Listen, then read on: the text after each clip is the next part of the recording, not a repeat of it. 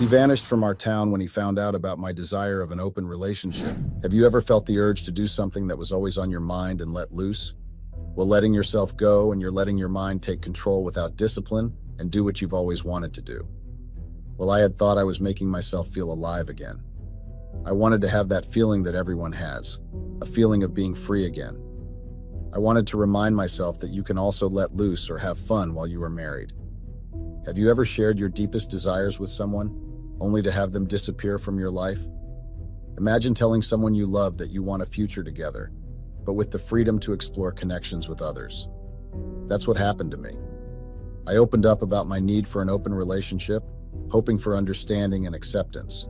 Instead, he vanished without a trace, leaving me wondering what went wrong.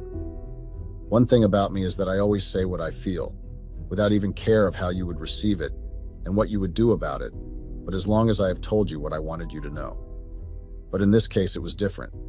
I didn't expect him to act the way he did. I had thought that if I open up to him and tell him how I feel, he would understand and somehow sit down with me and discuss the issue at hand in a civil way.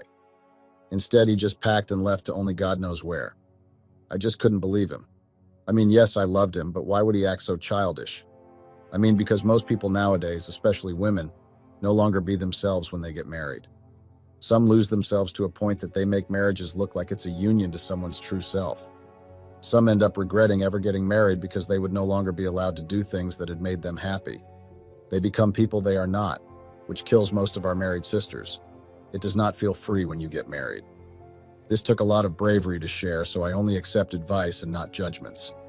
They call me Veronica Cooper, female 27, and my husband is Mike Andrews, male 37. We first met at a golf club estate. There was a business meeting that they had at the estate while playing gold. I was a waitress for the day.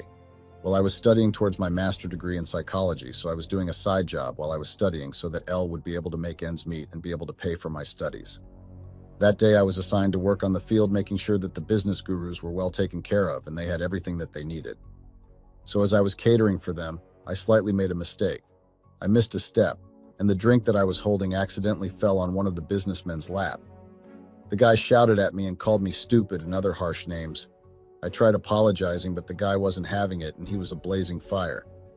Mike came to my rescue and spoke with the guy, telling him that it was a mistake and he will pay for the damage that I had done to the guy's golfing short pants. I didn't know what to say, so I just thanked Mike for the rescue. That day was the toughest day in my working history. I felt so belittled, humiliated, embarrassed, and stupid. It's really hard being a waitress because you always have to put a smile on your face, even if you are not feeling well. Or if a customer didn't like what you have served them, then they call you names and stupid. It's really hard working under the term of a customer is always right, even if they are the ones at fault. Some managers end up firing a waitress because of a customer's complaint and telling the manager that your service is bad. It's hard to always try to be calm and keep on smiling even when the situation doesn't allow you. But because you need the job, you have to follow the rules and put your feelings aside. Anyway, as I kept apologizing to the arrogant businessman, Mike told me to stop apologizing and go continue with my work. I won't lie, I was relieved when I was away from that arrogant man. Later on, Mike came to my working station and apologized for how his associate behaved, but I would have to help him clean that man's golfing shorts since I'm the one who missed a step and poured an orange juice on his white golfing shorts. As much as it was going to cost me almost all my salary, but I knew I had to clean up that man's shorts no matter what. Mike then asked him to give him my number so that he can call me when we have to go and clean the golfing short pants. I hesitated at first. I was only 20 years and I think he was 30 at that time. I eventually gave him my number because the guy was going to help me clean the arrogant man's short pants. He called after 2 days, mind you. At that time, I was thinking, how was I going to afford golfing pants? Or how was I going to get money to clean it? I met up with Mike at the mall. The guy bought new golfing short pants for the arrogant man. Since then, we got along. We would chat more through WhatsApp. Mike was a sweet, loving, and caring man who liked being cocky. He was just a breath of fresh air, a best friend, a good advisor, and an awesome lunch dates partner. 2 months after he told me that he couldn't hold himself anymore, he needed someone to grow old with. At first, I didn't understand what he was saying until he asked me to be his girlfriend officially.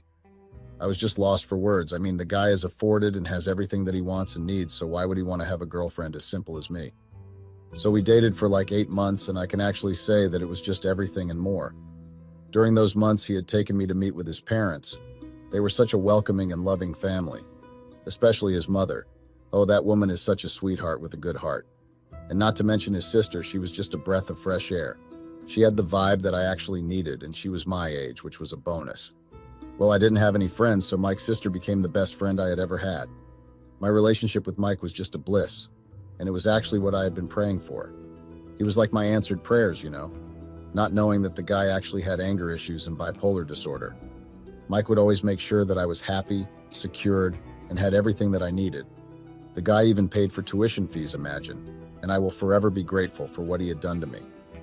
Well, since I do not have any family members in Woodlands, Singapore, it was hard for me to take Mike home to my family, but I had introduced him to them via Skype, which helped a lot. After a year, I think Mike proposed and I said yes, but I had my terms and conditions. He got confused when I said that I had terms and conditions, but he listened to me.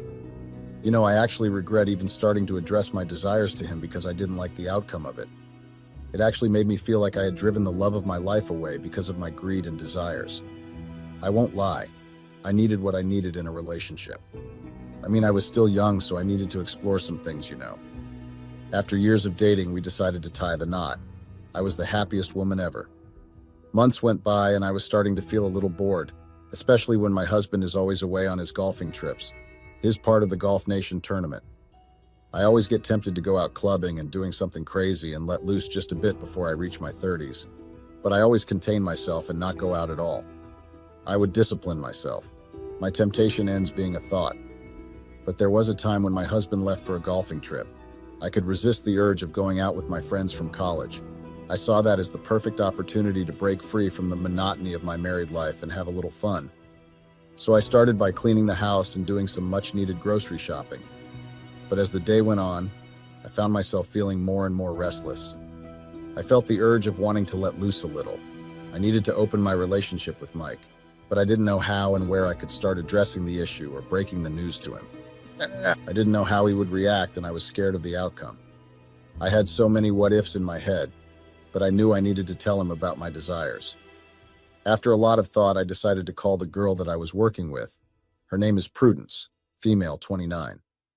Prudence and I were attending the same university, and she is the one who introduced me to the manager of the restaurant and catering company that I was working in. That's how we got along, so I called her and asked her to join me on a date.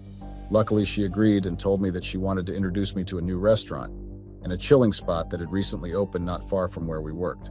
So we agreed to meet in town so that she would take me to that new spot. Little did I know that the girl actually wanted to take me to the club. I didn't ask any questions because I trusted Prudence, and I knew that she wouldn't take me to a place that harms me or gets me in trouble with my husband. I really thought we were just going to eat, have a few drinks, then later on, before the sun sets, we would part ways. But that wasn't the case with Prudence. Later on, Prudence and I met and we had our lunch, then decided to drink while I told her about my desires and how my husband had been absent lately. We drank and ended up enjoying the good music and the vibe. We had a couple of drinks and two guys came to us and asked us to join them. Because of Prudence's forwardness, she accepted the guy's request of joining them when things would get hectic. One of the guys approached me and started giving me compliments. He was very charming and a bit handsome, younger than me, probably 25. Prudence then suddenly said, "Let's move the party elsewhere." But how I wish she didn't say that, but I couldn't predict what was about to happen. I wanted to refuse, but at some point I didn't want to leave Prudence with unknown guys that we had recently known, so I stayed and obeyed.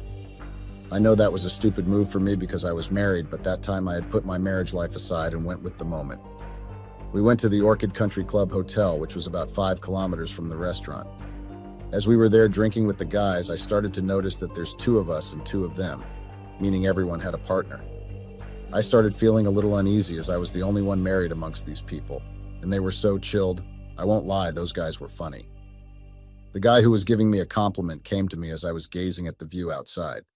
He introduced himself as Gary Lawrence, male, 25 or 6, I'm not sure. He had a way of making me feel comfortable. Well, this is when I realized I needed to loosen myself a bit as I was feeling a bit of guilt. We started to talk about life and conspiracies, and we realized we had something in common, and drinks kept on coming. The music kept on playing, and our conversation kept getting deeper, and I found myself drawn to his charming smile and kind eyes. He was just a breath of fresh air. We fell asleep on the couch, cuddling each, and I was grateful that nothing happened to us. At first, I felt a mixture of guilt and excitement that nothing had happened, and I had an opportunity to let loose. I had never done anything like that before, and I wasn't sure if I could ever forgive myself, but nothing happened right. So why feel guilty when nothing has happened? So as the day went on, I found myself losing myself in the moment, and the guilt began to fade away. Our trip came to an end, and I knew that I had to go back to my boring house, plus my husband was coming back, so I had to go. When I got home, I had found my husband already back, which was a shock to me because I didn't expect him to be back earlier, since I had also tried to be back earlier than him. Well, I guess he had beat the traffic. He asked where I was coming from, so I told him that I had gone to a night away with the girls. But I left the guy's part aside because if I had mentioned it, hell would have broken loose. Sometimes my husband and I would spend our weekends together, but it wasn't fun because he would always watch golf games and I would be sitting with him reading a book, which was purely boring for me. My mind was thinking about the trip that me and the girls had. I'd been feeling neglected by my husband for quite some time, even if he was around. He was always busy with work and his golfing games never seemed to have time for me. I felt like I was just a mere obligation to him, rather than a beloved partner. I won't lie and say the girls' night was boring because it wasn't. It was actually full of life and fun. I enjoyed every moment of it, and I wished I could turn back the hands of time and go back to that night. Months passed. My husband had been too occupied with work and his golfing games. To tell the truth, golf really bores me. There is actually no fun in it. It shows that it's a game for rich people. So one day, a guy from the trip texted me on Instagram. I was so shocked about why he would send me a text on my Instagram. But I didn't ask him anything, I just replied to his messages, which were actually a very good distraction because I was somehow bored at home. So he had asked me to accompany him to his friend's party. I hesitated at first because I didn't know what I would tell my husband. But God came through for me. And I really needed to get some air and let loose a little. I had been cooped up in the house for way too long. I had been itching to let loose and have some fun, but I didn't want to do anything that would jeopardize our marriage. So that weekend was a great opportunity for me to let loose a little. As soon as my husband was gone, I decided to take advantage of the situation. I put on my favorite dress, did my hair and makeup, and waited for Harold to come and fetch me because that was the plan. When we got there, I felt the vibe already. There were so many people, and I guess it was friends and maybe colleagues. I spotted his friends that I had met during that night. They were with their partners who were very much friendly and full of fun. The music was blasting. Everyone was having their good time, minding their own business, and that was what I really needed. It felt so liberating to be able to be myself without worrying about what my husband would think. The next day, I woke up feeling a bit hungover and regretful. I had a bit too much to drink the night before, and I was worried that my husband would notice when he got back. But as I looked in the mirror, I saw a confident and carefree version of myself staring back. I realized that I didn't need to be perfect all the time, and that it was okay to let loose and have fun. Over the next few days, I continued to explore my newfound freedom whenever my husband was either at work or went golfing. I continued chatting and going out with Gary. He made me feel so much alive, as he also introduced me to new clubs around Woodlands. I knew from there that I had found my real self. I had finally found the person I had always wanted to be. Yes, my friend Prudence and I would go out, but she respected my husband, so they didn't want to be on his bad books. My friends treat Mike like he was a god or something. Sometimes I would think she was fooling him or me to think that she respected my marriage. One happy morning, I woke up happy and in a great mood that weekend. Simon and I had a very steamy and loving, intimate moment the previous night. We had a lot of lovemaking. So I decided to wake up early to prepare a nice breakfast for my husband so we would get ready for the day, as we had planned to go out together to pamper ourselves and try to bring back the spark that we once had before we got married. I had planned everything, you know. I was so happy that I was going to spend time with my husband after a long time of him always going out. So that morning he came down the stairs wearing his golfing clothes and came down with his kit. I didn't understand why he was wearing that, so I asked why he was wearing his golfing clothes while we had plans for the day. He just gave me a very lousy excuse and told me that his golf buddies had texted him and told him about the game that was taking place on the very same day that was supposed to be our day. My mood just instantly went down the drain.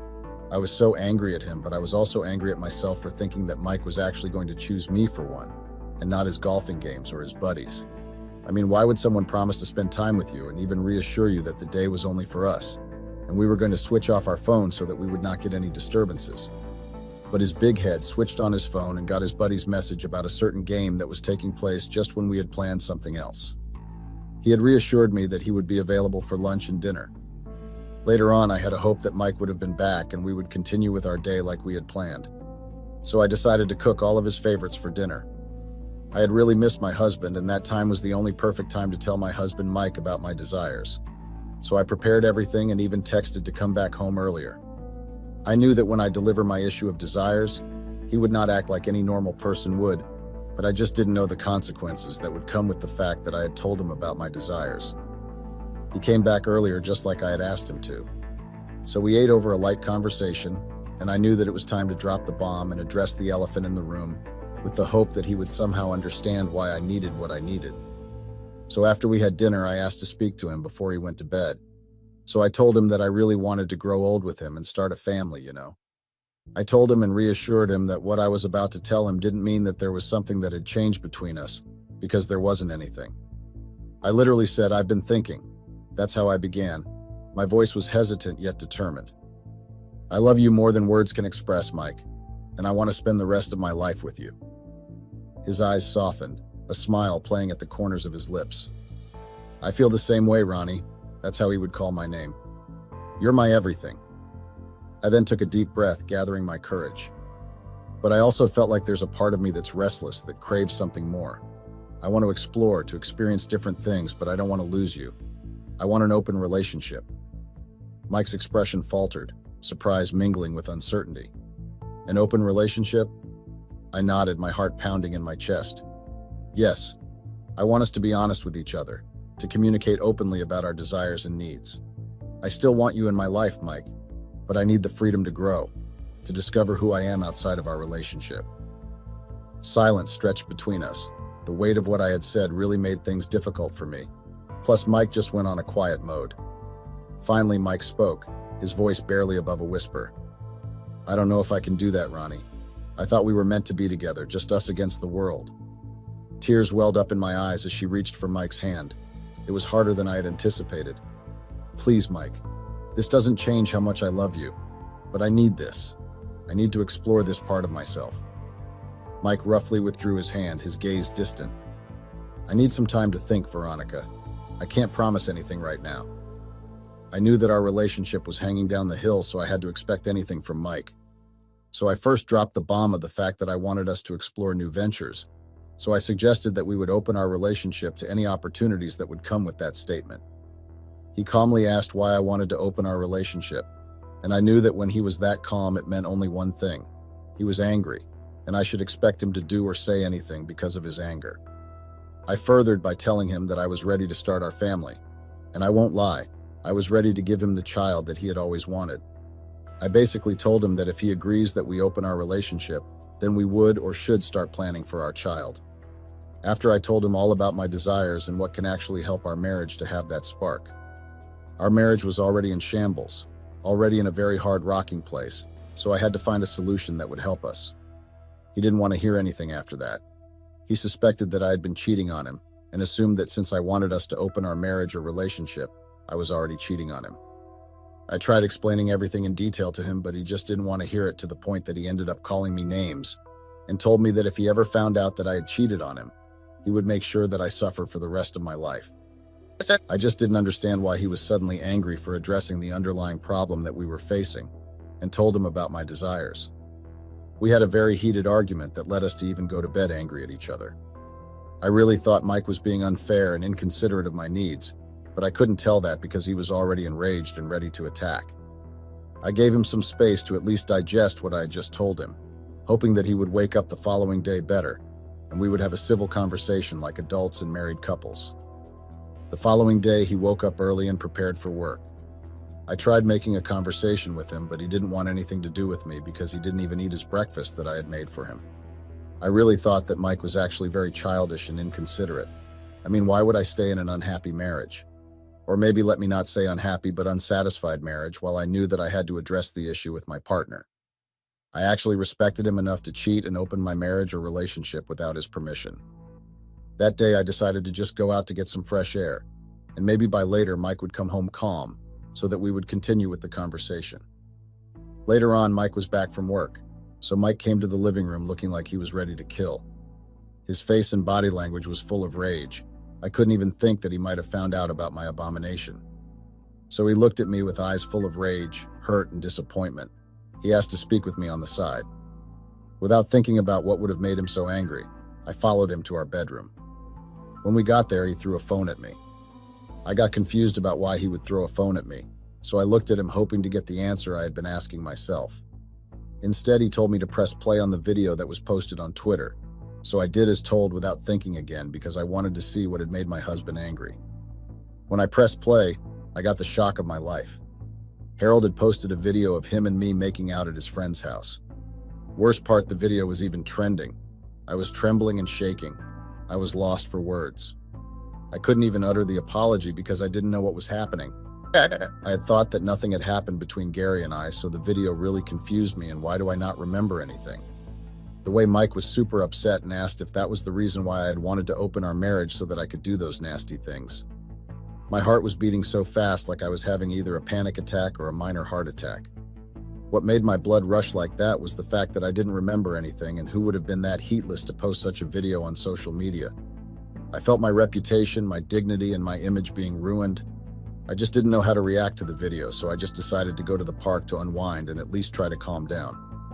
When I went back to the house after like 4 or 5 hours that I had spent in the park trying to digest and think about the video that was trending, and the fact that I didn't remember anything, I wanted to know who would have leaked that video. I knew that I needed to find out. But the revelations really shocked me to the core. Okay, so when I got home, Mike wasn't there. I called out his name all around the house and even tried to call him, but nothing. His phone was suddenly off and it was taking me straight to voicemail. I left him a lot of messages, voice messages, and text messages. He actually left me a letter that stated that I should sleep with one eye because I had made him and he was going to destroy me, which got me really scared because I didn't know what he was referring to and what he would do. Never trust an angry lion because it can bite you roughly to a point that you would eventually find yourself useless and want to end things or disappear. And with the words that I had said, Mike vanished from Woodlands, leaving behind a trail of unanswered questions and shattered dreams. Days turned into weeks, and weeks into months, but there was no sign of him. I searched every corner of our small town, hoping for a glimpse of his familiar face, but he remained elusive, as if swallowed by the vastness of the world beyond. I tried calling again, but still the same results. My mind was racing and my heart was pounding so much I felt myself suffocating, but I knew that I had to first find Mike so that I would explain to him what had happened the following night. I tried tracking his phone using my computer because we had that agreement of tracking each other's whereabouts, using either our phones or car trackers. When I checked, I found out that his phone was off and his car was actually in the garage, meaning he had left the car. 2 weeks later, I had even given up on looking for Mike. I was worried about him. I won't lie, because he had left without saying anything besides the threatening letter that he left. So I decided to go to the shops and buy some house essentials and groceries. As I was busy putting things in a trolley, I bumped into Gary. I got furious once again and confronted him about the video.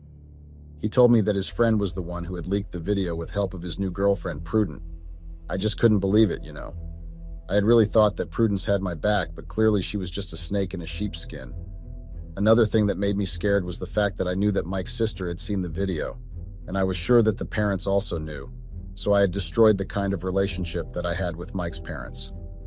Later on, I decided to go to Mike's home to look for him and apologize for the heartache that I had caused the family and the shame that I had caused my husband. I didn't know what I would say to Mike's sister. I just opted to apologize to the parents only. Unfortunately, when I got there, Mike was not home. His mother told me that he hadn't been at home for a month, so they didn't know where he had gone. I got really worried about Mike and felt guilty of the things that had happened. Later on, about like a week later, I received a notification stating that someone had withdrawn money from my offshore account and my life savings account. Mind you, that time I didn't even notice that my cards were gone. I panicked and thought that I was being scammed or something. As if that wasn't enough, a truck came. Well, a big truck, and repossessed the cars that were in the garage. My car along with Mike's. I asked why they were taking the cars. They told me that they were reported as stolen and they were no longer getting paid for. I just couldn't believe it, you know. I tried calling Mike again, but it was still not going through until I decided to just give up. I went straight into a depressing state and I really thought I was going to lose myself at that time. After the cars were gone, I received divorce papers stating that the owner of the house wanted me gone within 2 days. My health was not giving me any hope because everything was just too much. I had lost the only person who had shown me genuine love. I was happy in my marriage, but my greed and desires clouded all the good things that Mike had done for me. I knew that I had to think of where I was going to go because I had no relatives in Singapore, so I had to try and make means to get home in England. Luckily, Mike had taught me to keep some cash in a safe place just in case I get in trouble or something happens. So I took that money and bought a plane ticket. I just couldn't stay any longer in Singapore. I had thought that I was done with everything that made me move to Singapore. I had gone there to study, and I did with the help of Mike. I completed my master's degree in psychology. I left Singapore with a heavy heart. I had never thought that my desires would actually lead me to that kind of stage in life. I lost the love of my life. He just vanished from our town, and I really wanted to know where he was and if he was okay. That's what happened to me. I laid my heart on the line, expressing my hopes and needs. Instead of understanding or discussing it further, he chose to vanish from our town without a word. It left me questioning everything, the sincerity of his feelings, the strength of our connection. I was left with a mix of emotions, hurt, confusion, and a tinge of anger. But through it all, I realized the importance of being true to myself and my needs, even if it means facing difficult outcomes. As time passed, I learned to live with the ache in my heart, the bittersweet reminder of a love that was once so pure and unyielding. And though Mike was no longer by my side, I held on to the memories that we shared, grateful for the time we had together, however fleeting it may have been. I really thought Mike would understand my problems, but I now regret even opening my mouth and confessing about my desires. I really don't know where to start looking for Mike because I feel like I owe him an apology for the heartache that I had caused. Do you guys think he can maybe forgive me and give me a chance to at least mend our relationship after what had happened? I truly regret what I had done to Mike. I need any advice that you can give me. Please assist me. I'm drowning, really. I have to share this. I got divorce papers because my paranoid husband thinks I am cheating on him.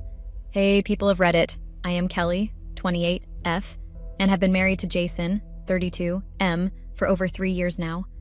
I never thought I would be in a situation like this, but here I am, feeling lost, hurt, and utterly confused. My paranoid husband, who I have loved and supported for years, suddenly accused me of cheating and has sent me divorce papers. I don't know what to do and could really use some advice or even just some words of encouragement. I have been noticing that Jason was a bit off for the past few months. He was constantly checking my phone, questioning my actions, and fantasizing about scenarios where I could be betraying him. At first, I brushed it off, thinking it was just stress or the result of external pressures. However, things escalated quickly, and before I knew it, he accused me of having an affair. I have done everything I can to reassure him of my faithfulness and love for him. But unfortunately, his paranoia seems to outweigh any evidence or logic I present. I have assured him that there is no one else and that his suspicions are unfounded. But it is as if he has made up his mind to believe otherwise. And I agree that I had given him enough reason to have his doubts about me having an affair. There was one instance in the past where I had messed up and cheated on him, but it was a long time ago, and there is no way that he can hold it against me now. We are all humans, and we do make mistakes and learn from them. I made a mistake in the past because I was immature, irresponsible, and did not value my relationship with him as much as I do now. Just because I smile at someone and talk to them in a very nice manner does not mean that I'm trying to sleep with them. It's ridiculous to think that way. There might be numerous reasons why I would have to be talking to someone. Being kind and generous is just being human. You can't use it against me. I admitted my mistake and I apologized for it. I have even resented myself for my behavior and tried to make amends ever since to be the loyal and loving wife. Not a single day since then had I begged for forgiveness for my actions. I have never even had the thought of having any other man in my life. I have no idea how to make him believe that there was nothing going on between me or any other person, because he's the only one that I truly love and care about. Trust me, I learned the hard way to be 100% involved in a relationship. I understood the place he was coming from, as it was not too long ago that we discussed how he would be willing to forgive me and trust me going forward after the affair came to light. I had given him every reason to have his doubts, but every day I had to justify my actions on why I did what I did. Why did I talk to a certain person? It was getting a little too much.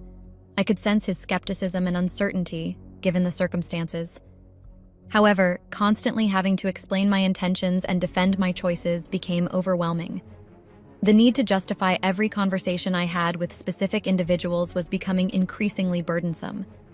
We sat down and had a deep and meaningful conversation about how I would not be repeating the same mistake and how much I value this relationship. I thought that we had a very transparent discussion and cleared up any misunderstandings that we had about me having an affair with anybody for that matter. The conclusion seemed to be very positive, and he was willing to agree and accept that he had overreacted and trusted me with all his heart. Well, that was the impression he gave me until I woke up one day and received divorce papers. How could he do this to me after all that we discussed and bored our hearts out, confessing how much we loved each other just 2 days ago? Is he even the same person that I revealed my true feelings for? This emotional roller coaster has taken a significant toll on our relationship. His trust in me has completely evaporated, and mine in him has been severely shaken. I have attempted to seek professional help, suggesting couples counseling or therapy sessions for both of us, but he has been unwilling to participate, claiming that it would all be a waste of time and money. Just recently, everything was going great for the both of us. Things were slowly becoming normal, and we were soon reaching that phase of being a happily married couple. Jason unexpectedly served me with divorce papers.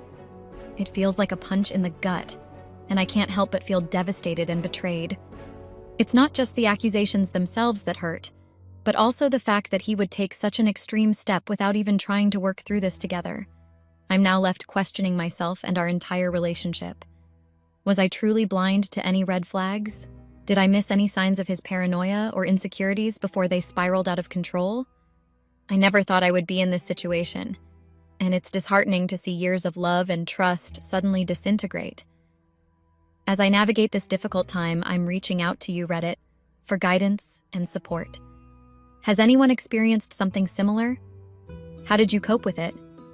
Is there anything else I can do to salvage our marriage? Or should I start preparing myself for the possibility of divorce? I understand that this is a complex issue, and I'm eager to hear your perspectives and insights. I want to emphasize that I am not looking for criticism or ridicule, but heartfelt advice and understanding from those who have been through similar experiences or have expertise in this area. Thank you for taking the time to read my story. I appreciate any guidance or support you can offer during this challenging time. TLDR. My husband has become increasingly paranoid about me cheating, despite my constant reassurances. He recently served me with divorce papers, and I am feeling lost and hurt, seeking advice and support on how to cope or salvage our relationship. Update. I tried to get a hold of him so that we could talk about all this. He couldn't be serious enough to send me divorce papers and expect me to just sign them without even having a discussion. I agree I did slip up once in my life, but never after that. I have regretted that decision and did everything in my power to make sure that this relationship becomes our strength. I know that since the day he sent me the divorce papers through mail, he has been actively trying to avoid any confrontation from my end. We live in the same house, but he has been dodging me every day to make sure not to have this conversation. I have never seen a person being so paranoid not to even trust their own instincts. I decided that I would just give one last try to talk to him before I give up, because there was no point in staying with a person who does not trust you. I sent him a text asking him to talk to me just one last time so that we both get closure if we will be ending our relationship. It was a fair thing to ask, since closure was really important for the both of us to move on in our lives. Surprisingly, he understood that it was better we have a talk before we decide to part ways. Finally, I got a hold of him and sat down to talk about the divorce papers that he sent. Naturally, I was very upset with the way he was acting about the entire situation because there was actually nothing for him to react to. There was no affair going on. There was no evidence. There was no nothing, so I had no idea why he had to act this way. I wanted to be very calm and patient in my approach, asking him why he thought that I was having an affair because I don't think I have done anything to upset him or give him the wrong impression. He did not give me a proper explanation, as he just said that he knows and he feels that I am having an affair and he just wants to get it over with. His responses were not really helping me with this conversation because there was no way I would like to carry out this conversation on my own if he was just here as a formality. I was losing my patience, so I told him that this is the last time I was going to ask him what led him to believe that I was having an affair, and if he was so sure, does he know the person I was having an affair with? He told me that he has seen me talking to a few of my colleagues, giggling over silly things, trying to make a pass on them. And he has learned from his previous mistake that he is going to take action before things go out of hand. Before he reaches a stage of denial, he would want to get it all of it and not feel like a loser before getting fooled by me twice. I did not understand why he was so adamant on believing that I was having an affair. I tried to be calm and put myself in his shoes to try and understand what could be the reason for him not to trust me and be fixated on the idea of me having an affair. However, I tried to look at it. I could not find any reasonable explanation for him to behave this way. I finally decided to give in, as there was no point in buying new furniture for a broken house. I finally signed the divorce papers and gave them to him, but told him that he was soon going to regret it once he discovered how wrong he was about all this. He just smiled at me and told me that he was not interested in any free advice from people who themselves cannot handle their own relationships. As I was driving by one day, I saw Jason walking hand in hand with another girl towards the church. They were smiling and talking animatedly, and I could tell that this was more than friendship. It had only been 2 weeks since I had moved out of the house after signing the divorce papers, so there was no way that Jason would have gotten so close to someone else in the span of 2 weeks. There was something that I was missing, and I decided to find out. I followed them to the church and sat myself closer to the exit so that they could not see me. I followed them the entire day to make sense of the entire situation. Was she the reason why Jason was so adamant on getting a divorce without a valid reason? If this was true, then it would mean that not me, but Jason was the one who had been cheating on me. But he made it look like I was the one cheating so that he could get a divorce without feeling bad or guilty about having an affair. All of this was sounding so messed up, and my head started aching, thinking about all the different reasons why Jason would have been so adamant I'm getting a divorce. I decided that I could not live with ifs and buts, and I had to know for sure the actual reason behind divorce. I deserved to know why my almost perfect married life came to an end, and I needed to know the truth, however painful it was. I followed them home and banged on the door, asking Jason to open up. He looked very puzzled to see me in front of the house and demanded that I leave. I told him I would not be leaving until and unless he tells me the actual reason why he was so adamant to get a divorce.